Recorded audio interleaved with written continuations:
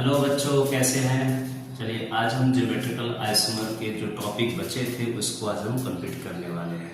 जो टॉपिक हमारा रिमेनिंग था, जैसे हमने इजेड आइसोमर पढ़ लिया, अब हम पढ़ने वाले हैं geometrical isomer due to ring. तो रिंग के केस में हमारे पास ज्योमेट्रिकल आइसोमर कैसा होता है, तो हम पढ़ने जा रहे हैं कि GI ड्यू टू रिंग। तो रिंग के केस में ज्योमेट्रिकल आइसोमर कैसा होता है। तो ये कंडीशन ये है रिंग के केस में कि एटलीस्ट 2 sp3 कम से कम, है ना, at least 2 sp3 member attach to the ring। Ring से क्या होना चाहिए, अटैच होना चाहिए ring. And it has two different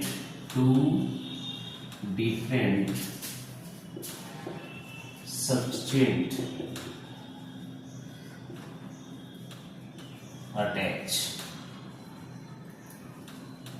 on it।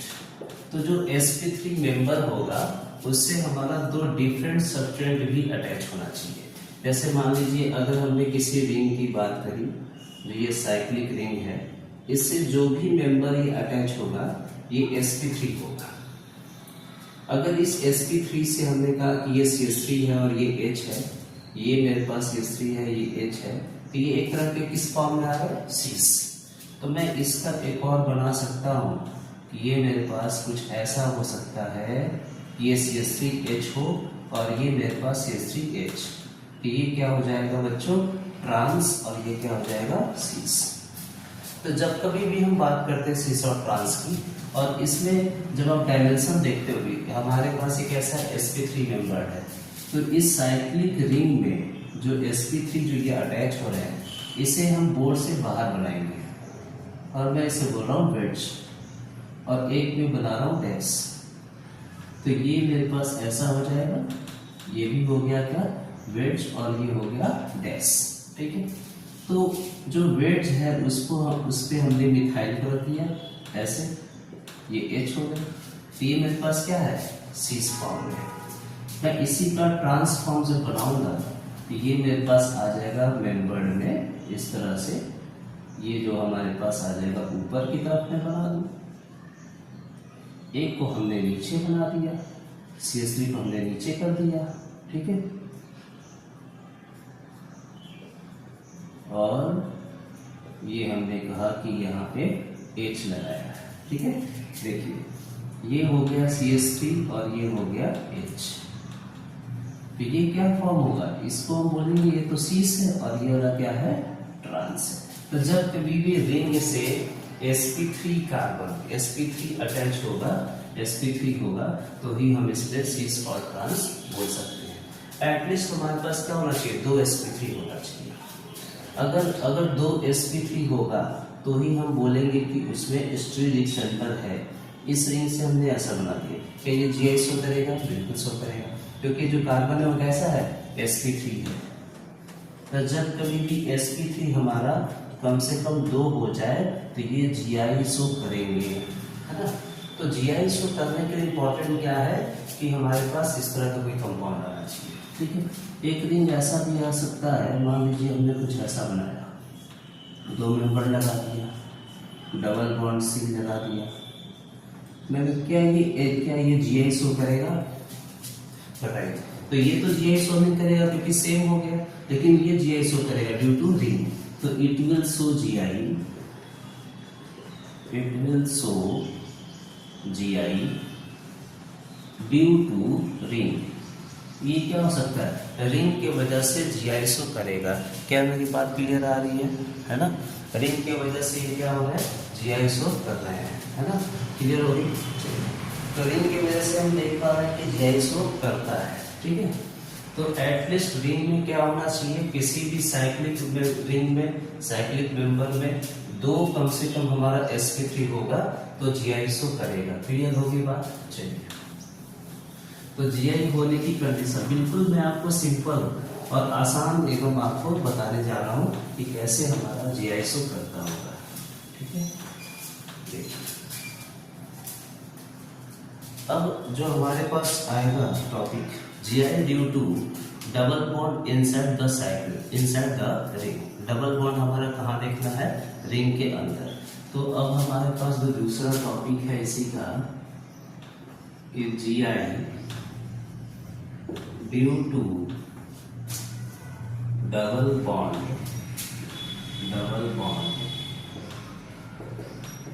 Inside the ring. तो अगर मान लीजिए रिंग के अंदर हमारे पास डबल बॉन्ड आ जाए तो जीआई कैसे शो करेगा? तो मैं अब ये भी आपके बारे में देखें कि होता क्या है, कंडीशन क्या होगा बच्चों के जीआई होने के लिए, है ना। जो साइक्लिक जो मेंबर हम रिंग ले रहे हैं और रिंग के अंदर हम डबल बॉन्ड ले रहे हैं तो 8 मेंबर एटलीस्ट 8 मेंबर का रिंग होना चाहिए। अगर वो 8 से कम है तो उसमें जीआई शो नहीं करेगा। ठीक है, तो कम से कम जो मेंबर होगा वो कैसा होगा? 8 मेंबर होगा, है ना। तो फॉर जीआई जो रिंग होगा, रिंग कैसा होगा? क्लियर आ रही बात? रिंग कैसा होगा फॉर जीआई, है ना, due to double bond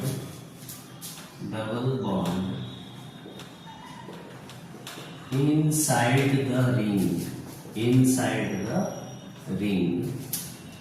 ring के अंदर क्या होना चाहिए, है ना, inside the ring must be 8 member और larger। 8 होना चाहिए या फिर उससे लार्जेस्ट होना चाहिए। तो एटलीस्ट हमारा क्या होना चाहिए? 8 मेंबर होना चाहिए और लार्जर होना चाहिए। ठीक है, तो अगर हम इसी में और बात करें, इसी में अगर हम और देखें कि स्मॉल साइज अगर हो जाए, स्मॉल साइज की बात करें तो उसमें चलिए क्लियर आ रही है? हाँ,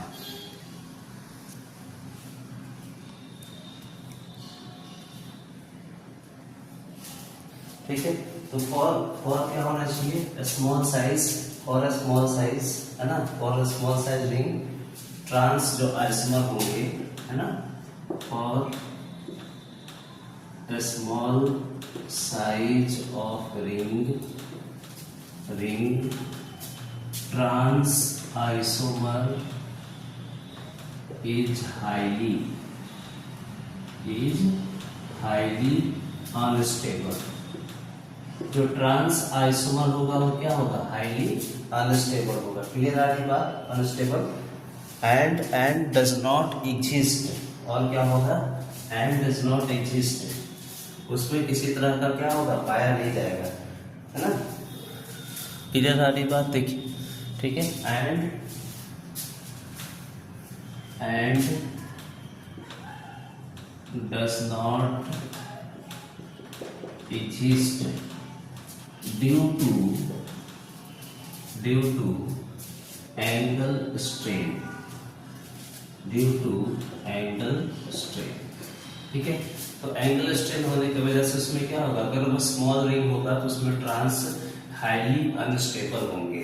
क्लियर हो रही बात? हाईली स्ट्रेन अनस्टेबल होंगे। कम से कम रिंग का 8 मेंबर होना जरूरी है। देखिए,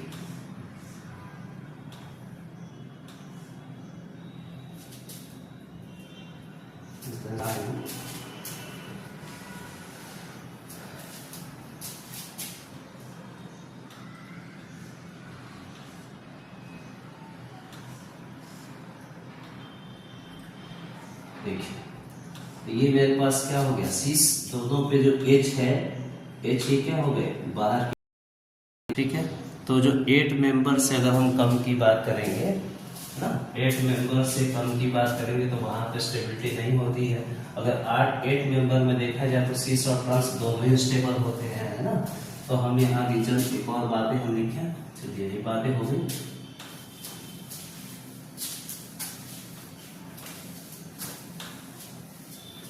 for the 8 member ring, right. तो 8, 9, 10 में देखा जाए ना, मैं यहाँ बात करूँ कि फॉर 8, 9 और 10 मेंबर रिंग, 8, 9 और 10 मेंबर में क्या हो जाएगा, है ना, 10 member ring of cycloalkene of cycloalkene cis is more stable, cis क्या होगा, ज्यादा स्टेबल होगा। अगर 8, 9, 10 मेंबर में देखा जाए तो cis ज्यादा स्टेबल होगा, है ना, that of the trans,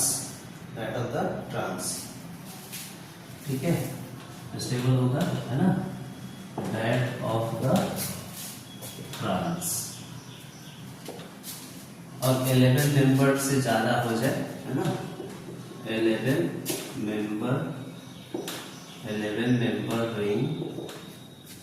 ring has high stable of trans, ठीक है। 11 मेंबर रिंग हो जाए, 11 या उससे ज्यादा हो जाए, है ना, 11 member ring has high stable of trans ना, और लार्जर मेंबर ऑल्सो। तो या तो छोटे में ट्रांस नहीं मिलता है, एजिस्ट नहीं करेगा, या तो हमारा 8, 9, 10 में नहीं स्टेबल हो जाएगा, और 11 मेंबर हो या 11 से ज्यादा हो तो हमारे पास ट्रांस क्या होता है, स्टेबल होता है। क्लियर होगी बात, है ना। चलिए अब मान लीजिए एग्जाम्पल देखा जाए, इसके एग्जाम्पल देखा जाए, है ना। मान लीजिए एक एग्जाम्पल है CH3 CH double bond CH, ये रिंग हो गया, 6 मेंबर्ड रिंग है, और ये यहाँ पे CH है, और डबल बॉन्ड यहाँ से लगाकर मैं आपको दिखाऊं। मान लीजिए यहाँ पे हमने लगा दिया Br। अब बताना है क्या इसमें Gi होगा। ये तो 6 मेंबर्ड में डबल बॉन्ड है, तो यहाँ पे Gi तो होगा नहीं, ये sp3 है, यहाँ Gi नहीं होगा, एक तो होना, अगर sp3 रिंग में sp3 एक ही है, कंपल्सरी 2 होना चाहिए, तो Gi शो करेगा, लेकिन यहाँ शो करेगा ना, स्टेरिक सेंटर यहाँ पे 1 है। जब भी स्टेरिक सेंटर मिला तो Gi शो करेगा, इसमें स्टेरिक सेंटर 1 आ गया, मतलब कि ये यहाँ पे सिर्फ Gi शो कर सकता है। क्लियर होगी बात, है ना, देख पा रहे हैं।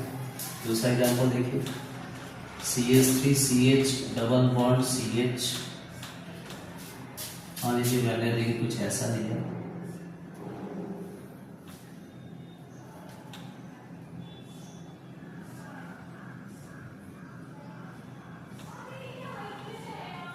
ये तो हमारे पास कैसा हो गया, 6 मेंबर रिंग है ना।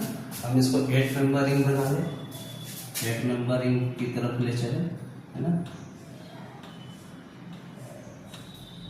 अगर मैं इसमें कहीं एक जगह डबल बॉन्ड लगा लूं, है ना, और फिर मैं इधर लगा लूं CH double bond CH CH3, तो इसमें कितना हो जाएगा बच्चों, एक तो हमारे पास ये शो करेगा, एक यहाँ शो करेगा Gi, है ना, और इसके sp3 है तो यहाँ भी शो करेगा Gi, और यहाँ भी शो करेगा 1 2 3 4, तो इसके जो स्टेरिक सेंटर कितना आ जाएगा, 4 हो जाएगा, है ना।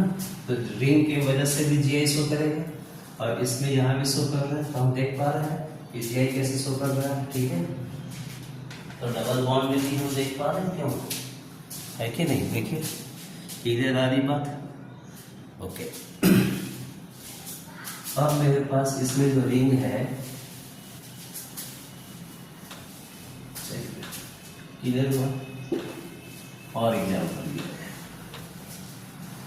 मान लीजिए अब हमारे पास जो Gi शो करने के लिए हम आपको दिखा रहे हैं, है ना, एग्जाम्पल CH3